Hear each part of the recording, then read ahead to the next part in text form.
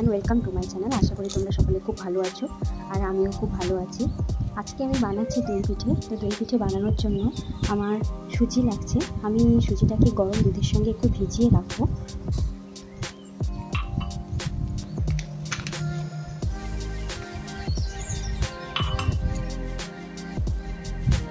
আমি 2.5 কাপ মতো সুজি নিয়ে নিলাম। এই পরিমাণ মতো আমি দুধ দিয়ে দেবো। দুধটা আমি গরম করে নিয়েছি। সুজিটা যাতে ভিজে যায় সেই পরিমাণ মতো আমি দুধ ঢেলে দেব,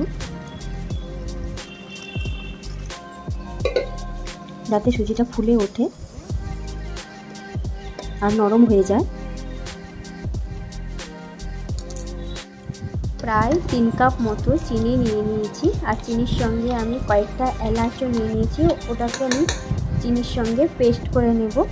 আর আমি 500 গ্রাম মিষ্টি দই নিয়ে নিয়েছি। এখন ভেজানো সুজির সঙ্গে দই আর চিনির পেস্ট আর কাজু কিশমিশ দিয়ে ভালো করে মেখে নেব।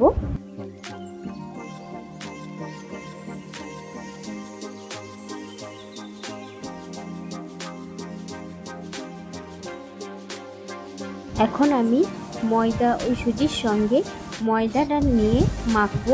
আমি প্রায় 3 কাপ মতো ময়দা নিয়ে নিয়েছি। এই ব্যাটারটার সঙ্গে মাখবো।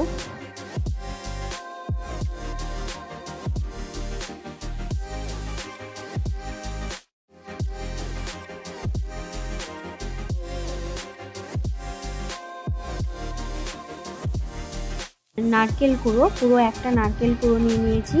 নারকেলটা আগের থেকে কুড়িয়ে রেখেছিলাম। ওইটা ভালো করে মেখে নেব।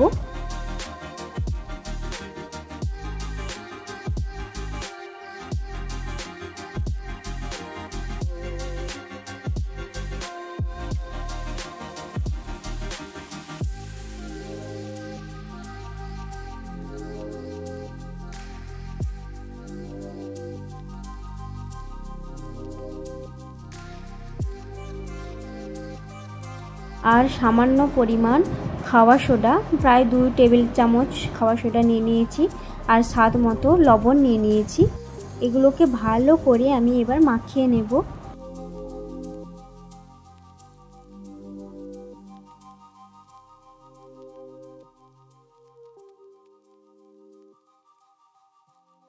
মাখানোর পর দেখলাম ব্যাটারটা একটু পাতলা হয়ে গেছে, তাই আমি প্রায় আরও 2 কাপ মতো ময়দা নিয়ে নিচ্ছি।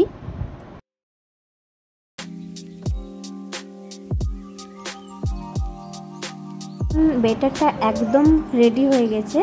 নয় পাতলা নয় গাঢ়, এইরকমভাবেই ব্যাটারটা মাখাতে হবে। আমি দই পিঠেটা বানানোর জন্য ইডলি মেকার ইউজ করছি। তো ইডলি মেকারে আমি একটু জল বসিয়ে দিয়েছি গরম করতে।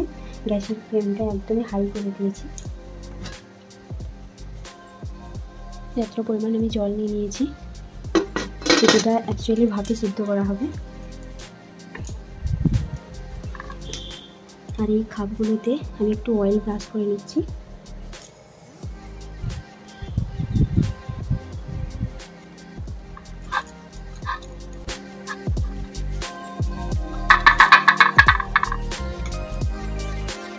ব্যাটারটা একদম রেডি হয়ে গেছে।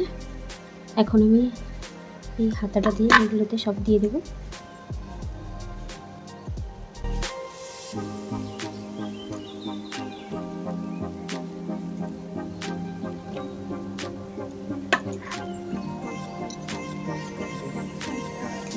এই পিঠেটার টেস্ট দারুণ হয়। তো সন্ধ্যেবেলা নাস্তা হিসেবে খেতে পারেন, খুব ভালো লাগবে খেতে। এই আমি সবগুলোকে এরকম করে দিয়ে দিচ্ছি। সবগুলোকে আমি রেডি করে নিয়েছি। এখন জলটা গরম হলে আমি এগুলো সব দিয়ে দেবো।